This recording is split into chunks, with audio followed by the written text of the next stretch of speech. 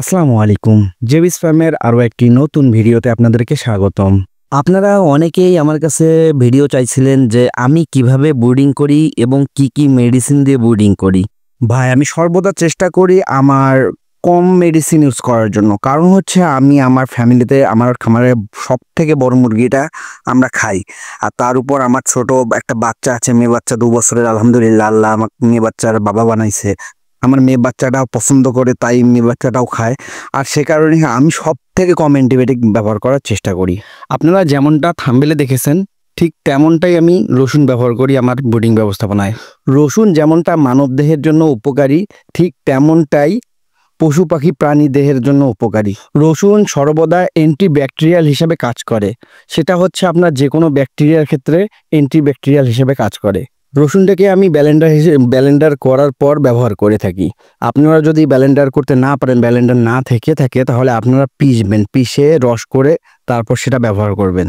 আপনারা সবসময় সাবধানতার সহিত ব্যবহার করবেন, কারণ হচ্ছে এটা বেশি পরিমাণে ইউজ করলে একটু পায়খানার সমস্যা হতে পারে। বাচ্চা নিয়ে আসার আজ পর্যন্ত 3 দিন হলো। 3 দিনে আমি যা যা মেডিসিন ব্যবহার করছি তা আপনাদের সামনে তুলে ধরতেছি। প্রথমে আমি বাচ্চা নিয়ে আসার পরে গ্লুকোভেটটা ইউজ করছি, তারপর 3-4 ঘন্টার জন্য। তারপর হচ্ছে লাইসোভিট রাতে দিছি, সারা রাত চলছে লাইসোভিট। তার একদিন পর থেকে শুরু করছি আমি অ্যামোক্সাসিলিন। 1 গ্রামে 1 লিটার পানিতে, সেটা সবাই জানেন। তারপর এটা হচ্ছে আমার রসুনের ব্লেন্ডার রস। এই রসুনের ব্লেন্ডার রস সবসময় যদি আপনি পানি ছাড়াই ব্লেন্ডার করে রস করেন, তাহলে 1 লিটার পানিতে 1 গ্রাম দিবেন। যদি পানি ব্যবহার করে থাকেন ব্লেন্ডারের সময়, তাহলে 2 গ্রাম 1 লিটার পানিতে দিবেন।